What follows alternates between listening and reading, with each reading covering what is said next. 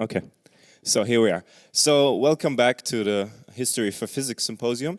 And now for the afternoon session, we have something special, two contributed tandem talks with each physics and the history part.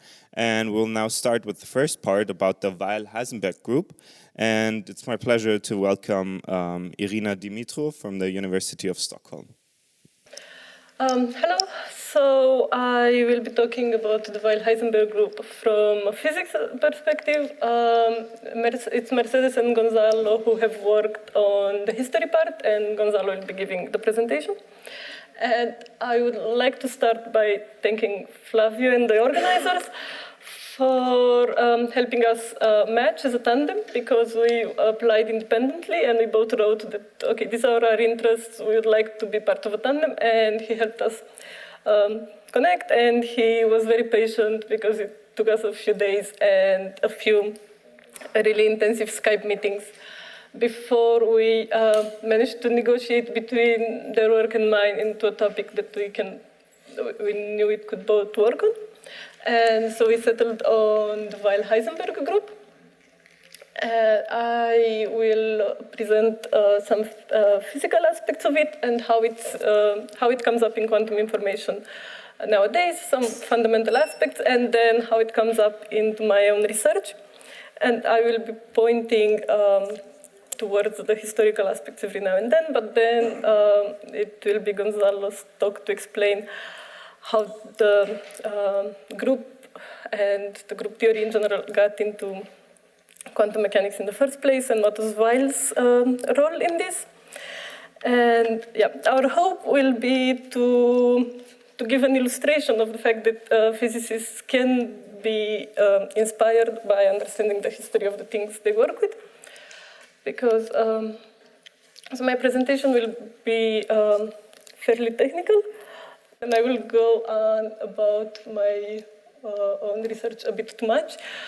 There is an underlying, the history of the group is very important as an underlying theme, and you will see this in the two talks combined. So I will start with some fundamental aspects of the group. First the continuous group, and then the discrete group, and then I'll talk a bit about my research, which is only acronyms so far, but I will explain them. And right, an important thing to address is why is it called the Weyl-Heisenberg group?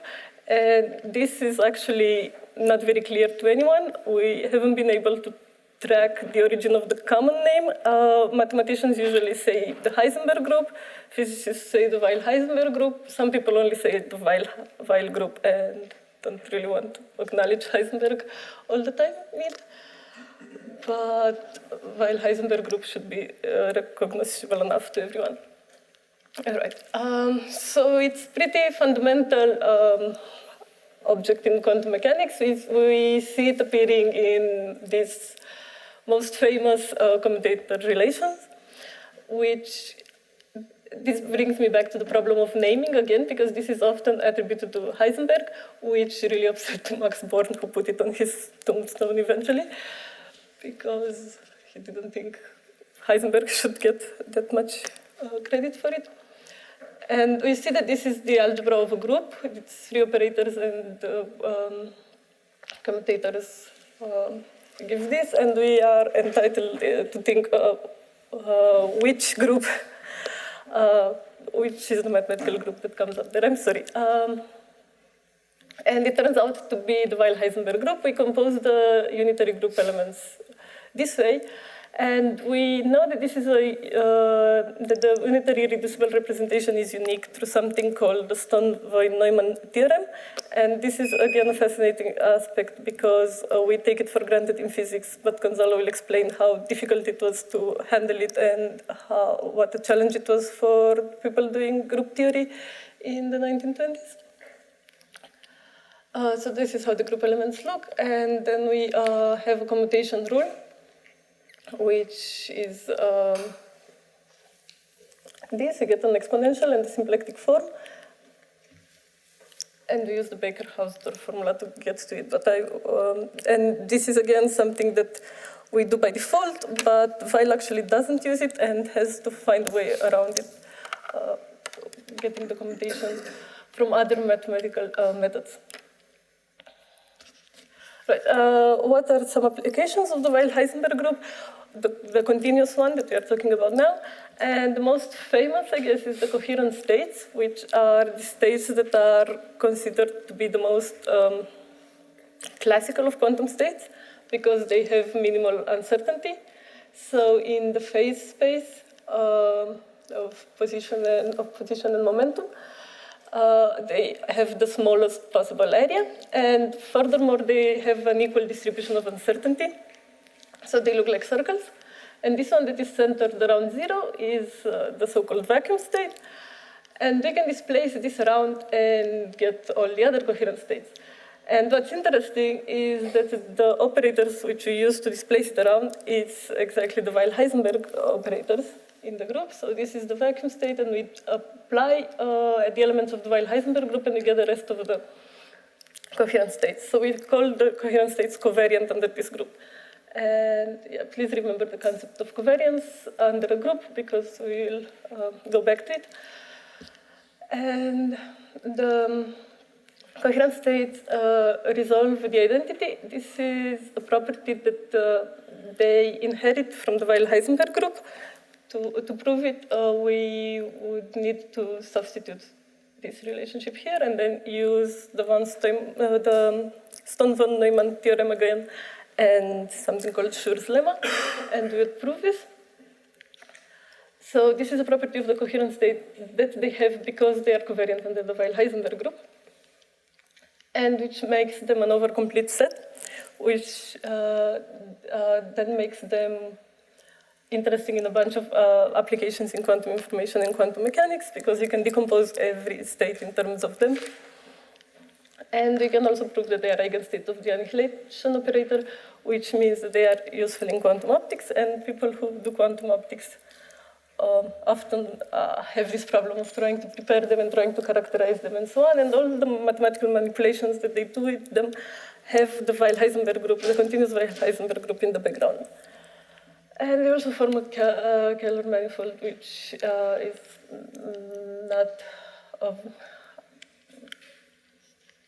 not necessarily connected to the Weyl-Heisenberg group in a way that I could find.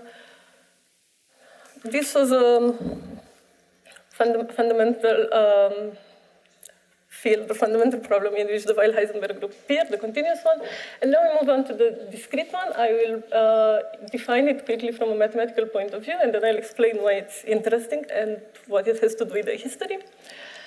So the discrete Weyl-Heisenberg group is any group that is generated by 3 generators, which have these properties here. We call them omega, x, and z. And they should have the same order as the Hilbert space where we are. Remember that we are in the discrete case, so the Hilbert space is finite. The dimension of the Hilbert space is finite. And one of the generators should commute with the others, and the other 2 should commute via 1 omega. This is the most general definition of the group. And because we can prove something similar similar to the Stone-von Neumann theory for the continuous group, we can prove something similar for the discrete group. We know that there is only one irreducible representation. So we can choose a pretty convenient one and work only as it is. And we can choose omega to be the nth root of identity, and we can choose x and z to be generalized Pauli matrices. Yes? Your Bras and Kets are backward. Oh, yeah. This should be operated. Point that out to everyone. Yeah. Sorry, I thought I had fixed that. Yeah, this should be operated, not numbers. Sorry. Thank you.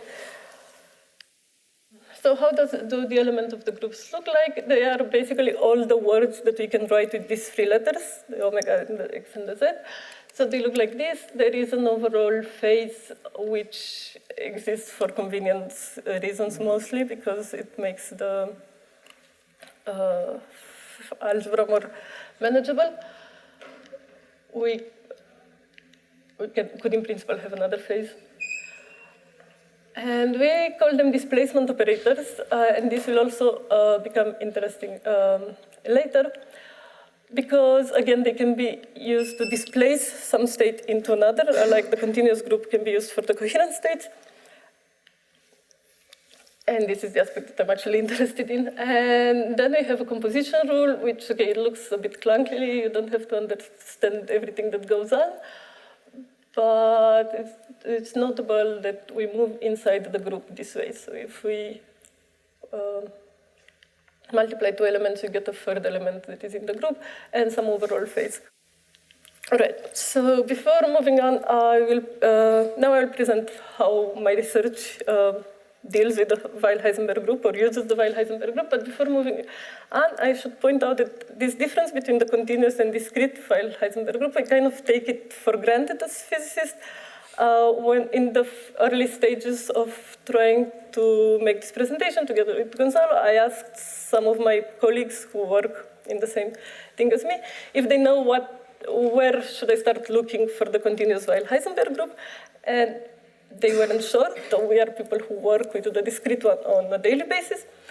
And I realized that for us, they're kind of like two independent objects that show up in two independent contexts. And we don't think, we take it as granted that mathematically we could characterize them the same way. But since we don't really ever need that technical mathematical characterization, we don't think that they are the same thing. Whereas for Weyl, it was kind of taken for granted that they are the same thing, and not only mathematical, but from a physical point of view, they should go into quantum mechanics together. This is a point that he makes in the introduction of his book and in the preface to each edition, that he doesn't understand why physicists insist on treating the discrete and continuous case differently, and by this, treating the finite dimensional and infinite dimensional Hilbert spaces differently.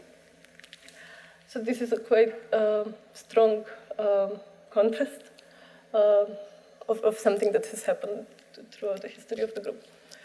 Okay, but now I will go on a bit about my research and what we hope to achieve and how that's dependent on the structure of the discrete Weyl-Heisenberg group. And for this, I need to introduce these objects, these measurements, that Chris very much likes and thinks they can be used to express everything that is interesting, or at least your student thinks everything that's interesting in quantum mechanics. Okay, so they are measurements, they are POVMs, so not necessarily projective. They are not projective measurements, they are some sort of measurement. And they are informationally complete, which means that they can be used to distinguish between any two quantum states, pure or mixed. So that makes them useful in tomography. This is actually, people have actually implemented them in the lab and did tomography on some 2- and 3-dimensional systems. And they are symmetric, so the information overlap is minimal. So if we take the results of all these measurements, we can reconstruct any density matrix, and it's the least wasteful from an informational point of view approach. So maybe it's easier to think of them in a geometric way. So let's look at Hilbert space of dimension 2 first. So this is the block sphere. So it's a Hilbert. So it's the space of spin half systems. It's a Hilbert space of dimension 2, and the 6 are d square vectors in dimension d Hilbert space. So there should be 4 here. And if you look, it's not very clear in this slide, but this cube has 4 blue corners, right? And 4 white ones. So the 4 blue corners form such a sig, or we can look at the vectors. This is the dual. We see it's 4 vectors. And what's important to notice is that they are equiangular, so the angle between any two of them is the same. And of course, they resolve the identity because they are measurement. This in Dirac notation looks like this, the resolution of the identity, and the equiangularity means that they have the same scalar product 2 by 2. Okay, so the 6 that we are interested in are covariant under the Weyl-Heisenberg group in the same sense as coherent states earlier were covariant. We can take one of them, we call it the fiducium, we displace it with the Weyl-Heisenberg elements, and we get another one.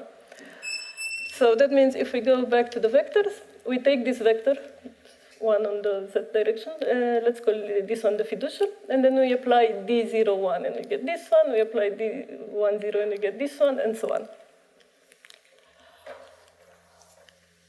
So there is a famous conjecture from about 20 years ago that in Hilbert spaces of any finite dimension, this should say, there exists at least one sig that is covariant under the Weyl-Heisenberg group. And this is important because it's not clear that sigs exist in all dimensions.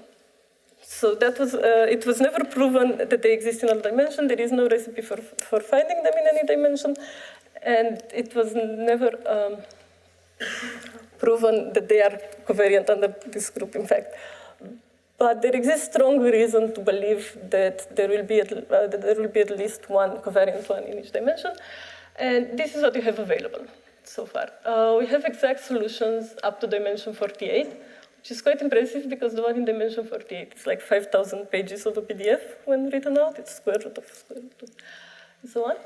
And we have numerical solutions up to dimension 50. We have all of them. So this means we know that there cannot be another one that isn't equivalent to the ones that we already have that is also a sig. But in other dimensions, we have some numerical solution, not all of them. And now, okay, so this will show you exactly what I'm working on and what the stakes are, what we are trying to prove. And then I'll explain how the Weyl-Heisenberg group comes into it. So we're starting from the observation that there is some connection between 6 in dimension d and then 6 in dimension d times d minus 2. And then we can go on to the next dimension of this form and so on. This has some number theoretical implications that I'm not getting into, but the fact that there is this connection makes us hopeful that we can organize the 6 into this kind of ladders. So ignore all the letters. This is dimension 6, and then 6 times 4 is dimension 24. And we've noticed that there is such a connection. Or starting from 4, we notice that there is a connection to 8 and then to 48. And we hope that we can be able to construct something like infinite sig ladders. We call them ladders, these towers. And then if we would be able to do this, we would have an infinite number of solutions, right? This is kind of what we hope for in this field.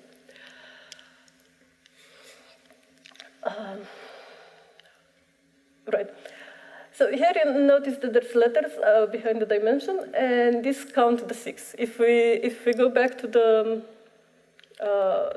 cube, to the block sphere, we could call, these are 2 6 representing on the same drawing. We could call the blue one A, so we'd call it 2A, and the white one 2B. And then we would check this relationship that I keep promising you that exists, and we can check and we see that 6A is connected to 24. C or 7A is connected to one solution in 35, and 7B is connected to another solution in 35. And this has actually produced some actual concrete results so far, because we conjecture that this should hold for all 6, and this is what we are trying to prove with the help of the Weyl-Heisenberg group. And in dimension 15, we knew we had 4 numerical solutions. These have been around for a long time. But in dimension 195, there was only one solution that was available. So we were fairly confident in our conjecture, and we wrote to the people that look for 6 numerically. We told them that there should be 3 more to align, to be in this relationship with our other 15s that we have. And they looked for them and found them. And we could even tell them the order of the symmetry that they would have to look for, which is also a conjecture. We can't really prove it yet. So these are the symmetry, the numbers underneath. So if this guy has symmetry 3, we can predict that the next one would have symmetry 6. And this tells people where to look. It greatly reduces the portion of the Hilbert space that they have to look for. Right, so I should now explain what the relationship is that I have promised. And it's, for this, I need to introduce the concept of overlap phases, which, again, this is very, very technical, but just look at this thing. This means that we project one of these vectors that we have displaced via the Weyl-Heisenberg group. We project it back onto our initial one and get some numbers. So the relationship is called alignment. So we introduce this relationship of alignment between 6, and it has to do with the overlap phases in some complicated way that we shouldn't go into. But in any case, this 6 is aligned to this one, we say, and if this holds, then we can make a prediction about the order of the symmetry. And we can use this to look for 6 in higher dimensions. Right, and now we come to the Weyl-Heisenberg group finally. And the thing that we have used, I'm not going into the proof because it's technical, but the thing that we have used is a property of the discrete Weyl-Heisenberg group, namely this, that if we have 2 dimensions, d and d minus 2, which are relatively prime, but they could be any 2 relatively prime numbers here. But you can see that if d is odd, d and d minus 2 are relatively prime. If we have 2 dimensions that are relatively prime, the Weyl-Heisenberg group in the Hilbert space, that is the product of those dimensions, is the tensor product of Weyl-Heisenberg groups in the lower dimensions. And similarly, if the dimension is even, there is a lot of technical complication that took us a year to figure out if the numbers are not relatively prime.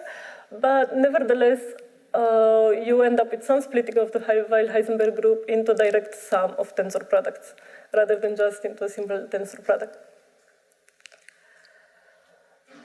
And this is something that we suspect has to do with the more fundamental properties of the Weyl-Heisenberg group. And these properties are not, we have not been able to understand them so far. Because what we need is, what we do is we play around with this Weyl-Heisenberg group and we kind of take it as granted. That is all these words that we can make with these free generators. And then we move it in various bases and we hope that we find a base in which it splits in a convenient way for us. And so far we've managed to for the dimensions we were interested in, but we would like to generalize it to other dimensions that you can decompose like this. For example, d and d minus 1. We would like to be able to build other ladders of 6, and maybe we'll find one where going to infinite number of steps will be easier. But for this, we only have a brute force approach that is just moving the group around in various representations. And we are hoping that by looking into how the group got into quantum mechanics in the first place and how it got into 6 more particular, we will be able to get some insights that will enable us to form a more general theory of how it splits. So as part of this effort, I have started looking into the history of the Weyl-Heisenberg group, and then I met the historians for this conference, and we started reading the history together and trying to think it through. And I cannot say that we have a conclusion so far, but I'm hoping to illustrate in a practical and immediate kind of way how looking at the history can be actually inspiring for physicists, and how sometimes we can end up thinking by ourselves that, okay, maybe we should look into the history of this, because otherwise, if we just use it as a tool, we find ourselves kind of stumped for understanding the concept, and it's a lot of work. Yeah. So now Gonzalo will talk about how the Weyl-Heisenberg group ended up in quantum theory in the first place. Shut up.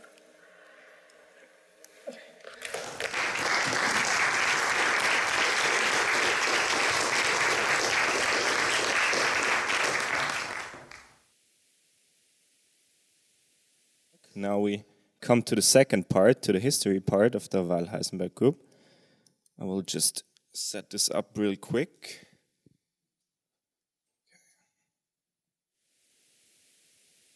thank you for attending this history part of the talk.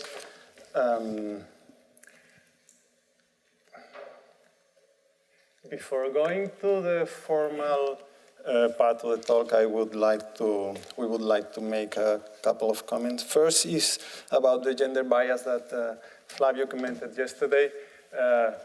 Here in our team are trying to fix partially this bias because Mercedes is also working in our team. And in fact, the ratio is 2-to-1 in favor of women. If you account for the people, if you account for the value, it's much higher. Well, the second is about something that Professor Kaiser mentioned yesterday of the relative to the distance that a researcher researching in the history of science must keep with the current trends of the science itself. And we must say that we are somehow vaccinated against this possible contamination because we come from the world of mathematicians. So we are both mathematicians, and then we knew very few of what is going on with physics today until we have met Irina, and then we are beginning to understand some things. Just a couple of anecdotes. When preparing our talk, in a moment, in a conference and a Skype meeting, we asked Irina, when we exchanged some papers about their recent work and our recent work, and we see that there was not an easy match among our interests. And then in a Skype meeting, we said to her, Irina, but the conference is about quantum foundations. You are doing many things, but where are the spectral lines? Where are the energy levels, the quantum numbers? And she told us, Gonzalo, Mercedes, they must be somewhere. Find them. And well, that's part of the region. Later in another Skype meeting, she asked us, Gonzalo, Mercedes, I think Weyl is not using the Stockholm-Neumann theorem, is he? And then, well, the answer is no. But we have to wait until the talk ends to know why he does not use the Stockholm-Neumann theorem. Okay, we'll introduce the character, Hermann Weyl.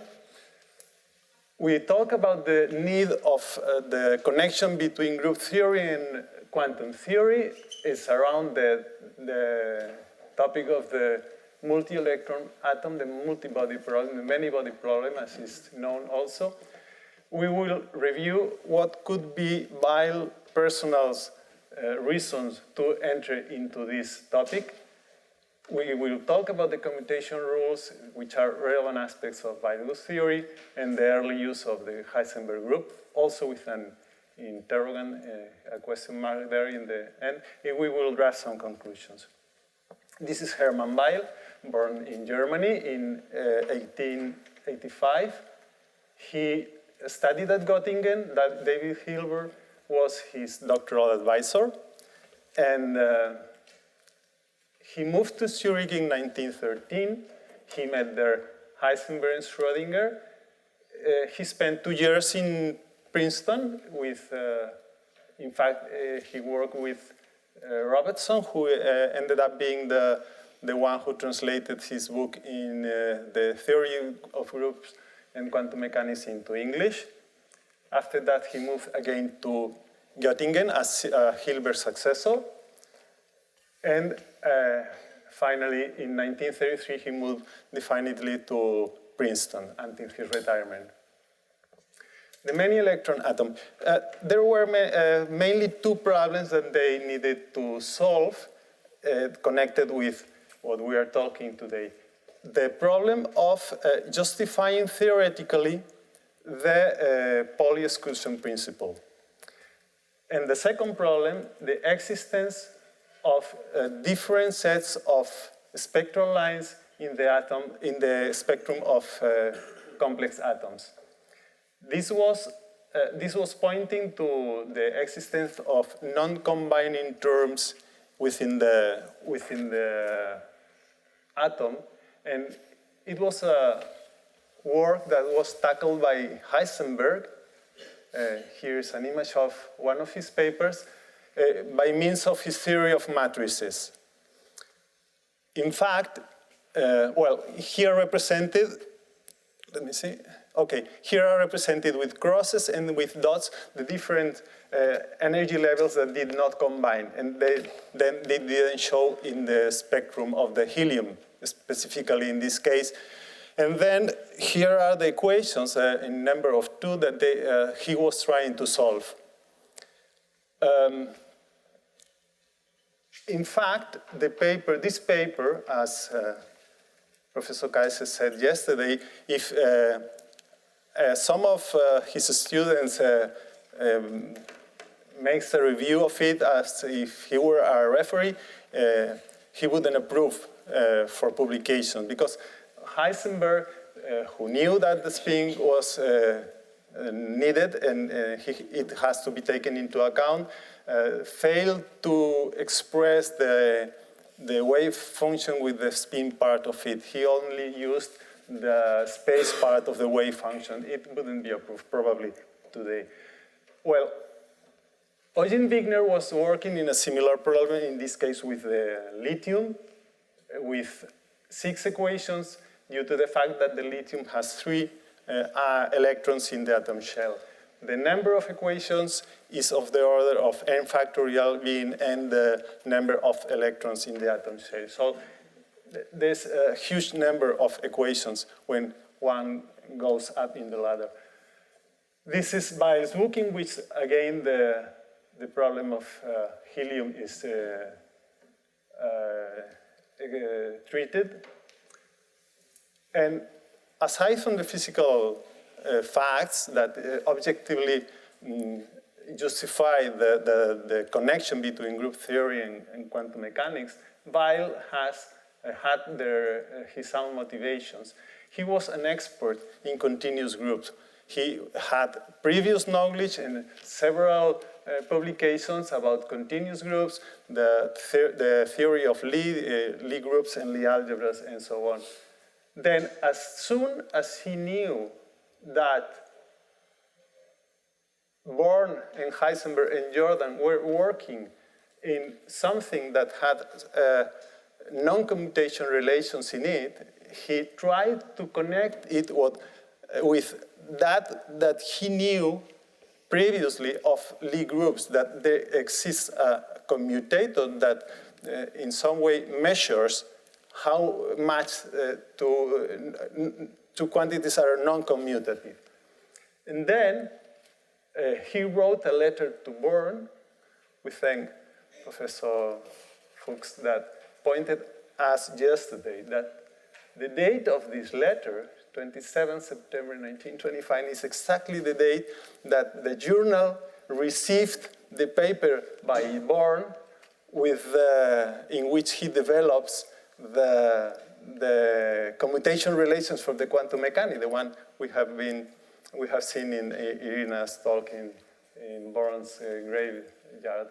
And well, in this letter, Weyl suggests to Born that perhaps the commutation relations of the quantum mechanics have something to do with the commutator of a group.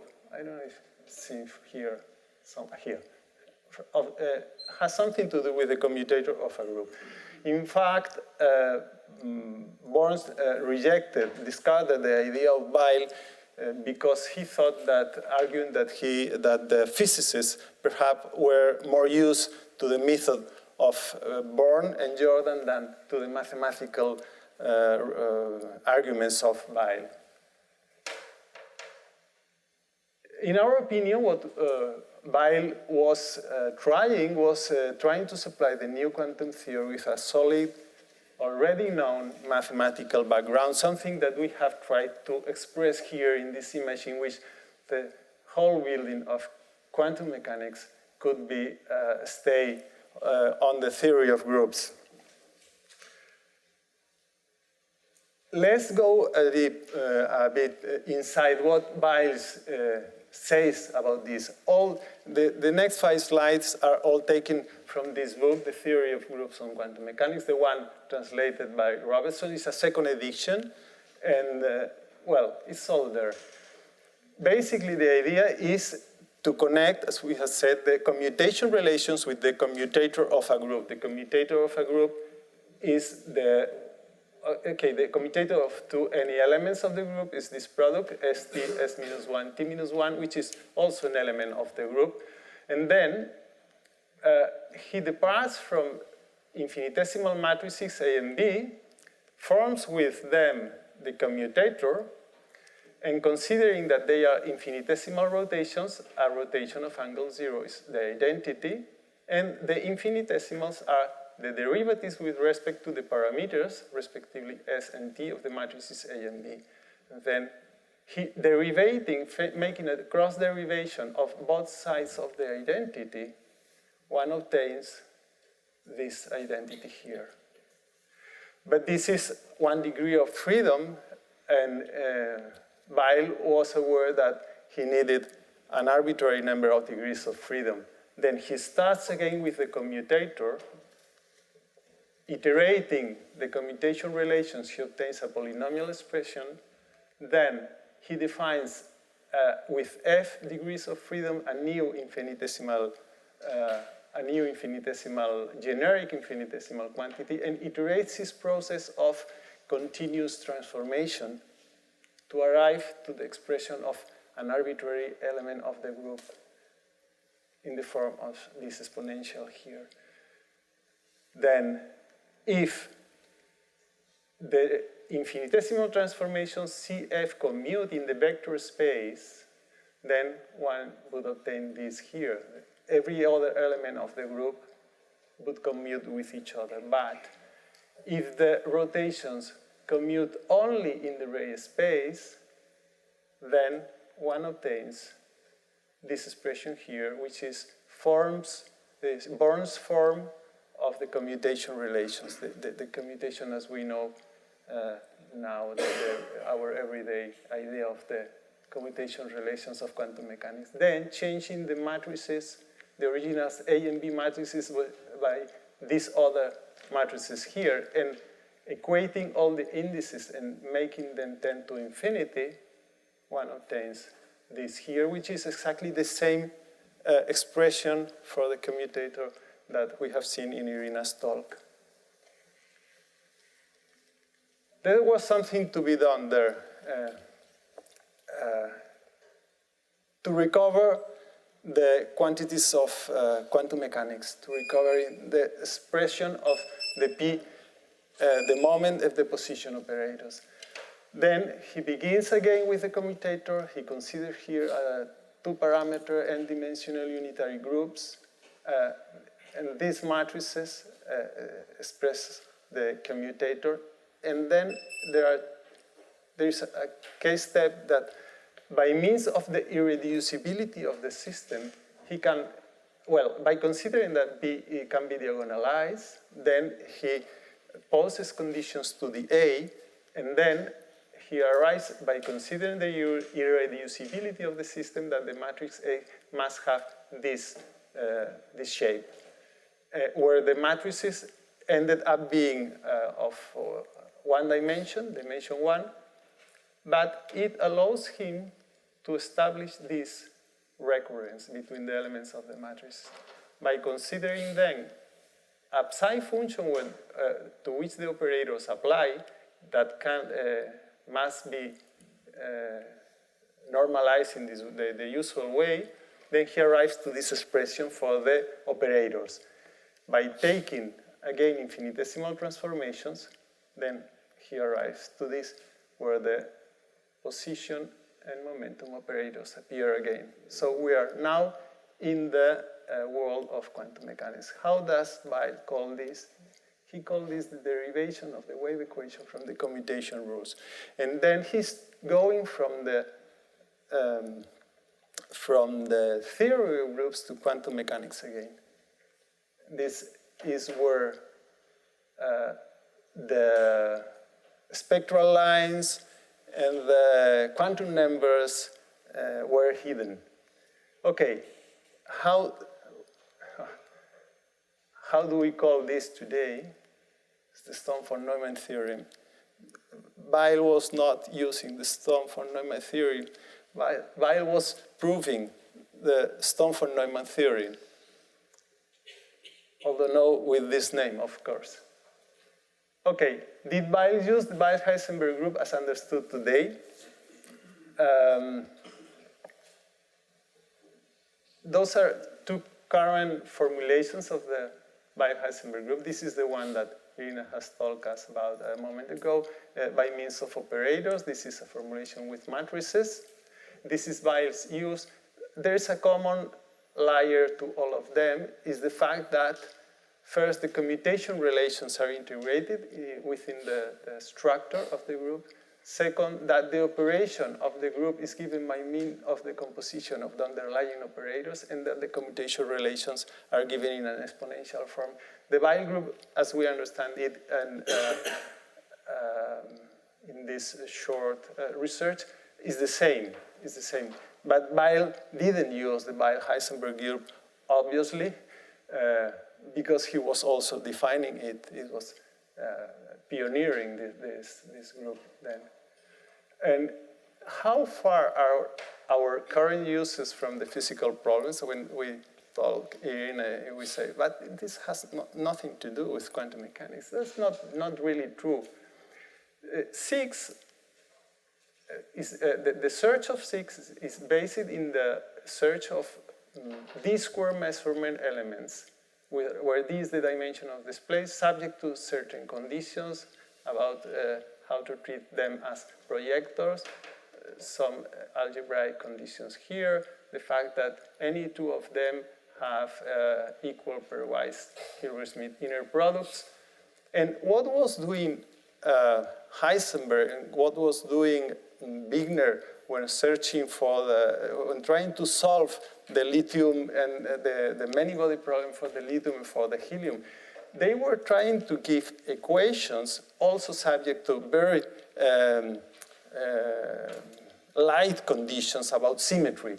And all the problems both problems are numerical problems, and then are connected because they are the same kind of problem, in fact. That makes the two uses of the theory practically the same. As conclusion, our third conclusion is that is what Weyl suggested for the theory of groups. Being true that this is one way of seeing the quantum mechanics today, we think that this is also true. Quantum mechanics has boosted the theory of groups and has given the theory of groups new areas of application. And, well, we think that Weyl would have liked the status of the theory of groups today. Okay, and that's all. Thank you.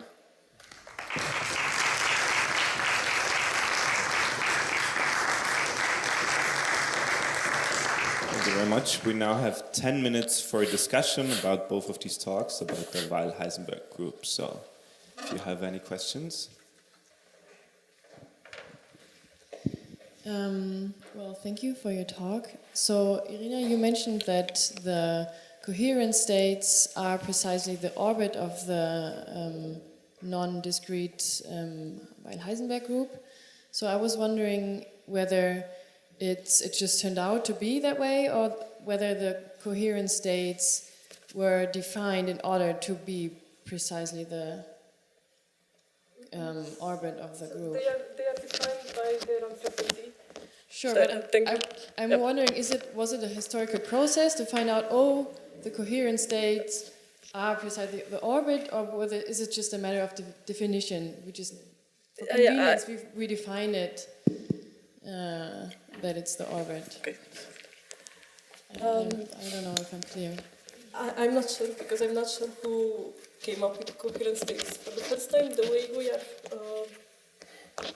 way I've been taught and the way I've seen it, their definition based on the uncertainty precedes the Weyl-Heisenberg covariance. This is what I think has happened, but I cannot pinpoint who defined them and when. Not Weyl, I think. No. Not Weyl in his book. Okay, so we have a question over here.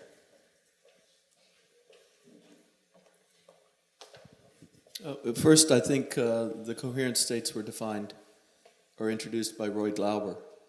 And he understood that he could invent something that he called a displacement operator, which is exactly the group action that you're talking about. I don't know whether he recognized that it was a special group or not. I could be wrong about that, but I think coherent states come from Roy Glauber. First person to write down a minimum uncertainty state was Schrödinger. So Schrödinger understood the notion of a minimum uncertainty state, and he may have understood how to generate all of them, but I'm not sure about that. Oh, I wanted to make a comment about Irina's talk. For those of you who didn't become convinced that these seeks must exist, because she showed that there's evidence that they always exist, numerical evidence up to dimension 151. If you remain skeptical, there's a new number. They're known to exist up to dimension 181 rather than 151. Okay, there is more sporadically. I think the maximum is 2,208. Yes. So then it's very sporadic Yeah. thereafter. But now I have a question. So indeed, there's some recent numerical studies by Marcus Grossel and Andrew Scott that have pushed the number from 151, which is what my group found, up to 181. So there are 30 new dimensions that are known. But you said there are exact solutions up to dimension 48. Yes. I had thought that there were gaps in there.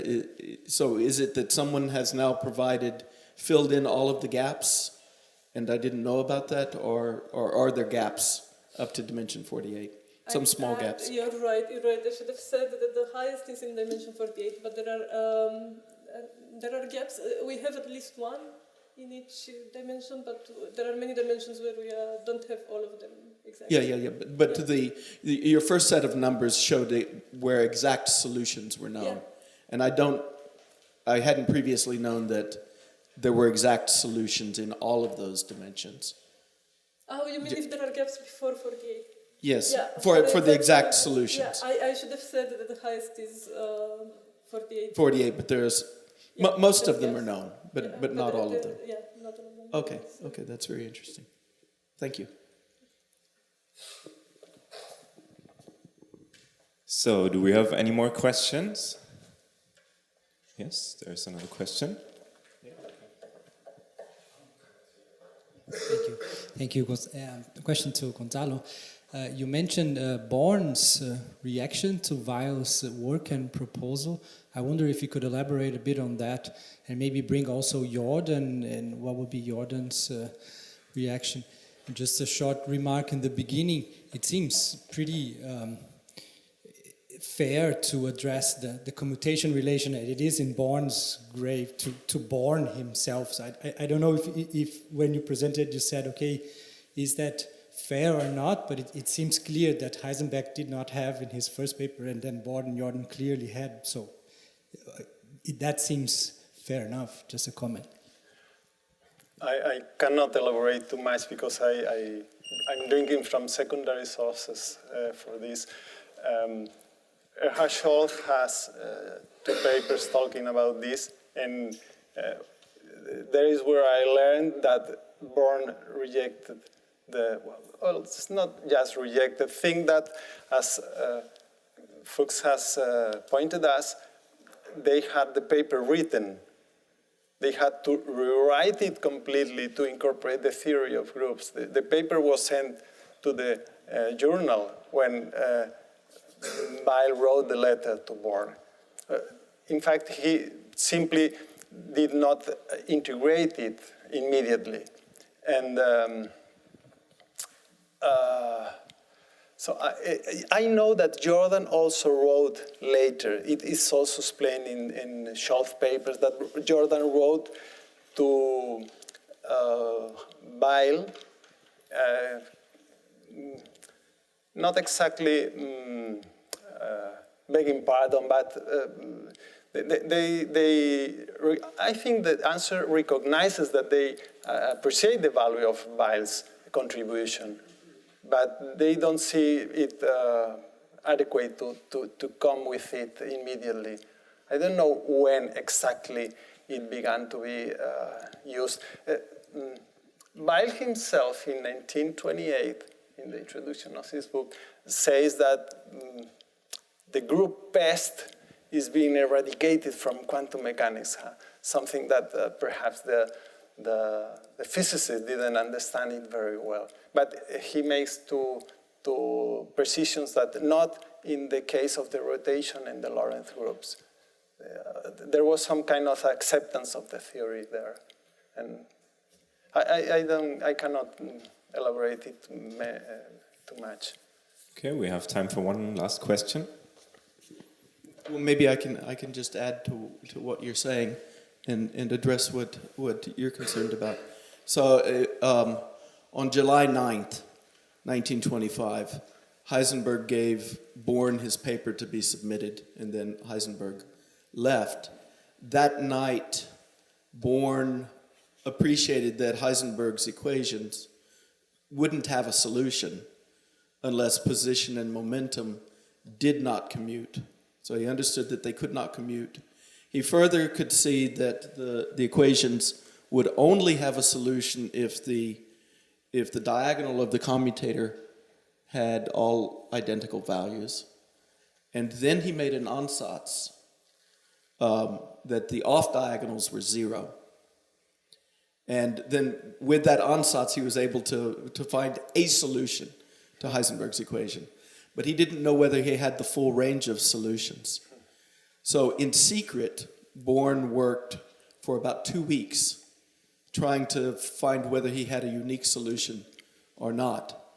And at the end of 2 weeks or so, he went to his assistant Pauli and said, here's what I've done. I've solved Heisenberg's equations with this ansatz, but I'm trying to prove that that is the unique solution, so that the off-diagonal had to be 0. And Pauli said, I'm very busy, go away.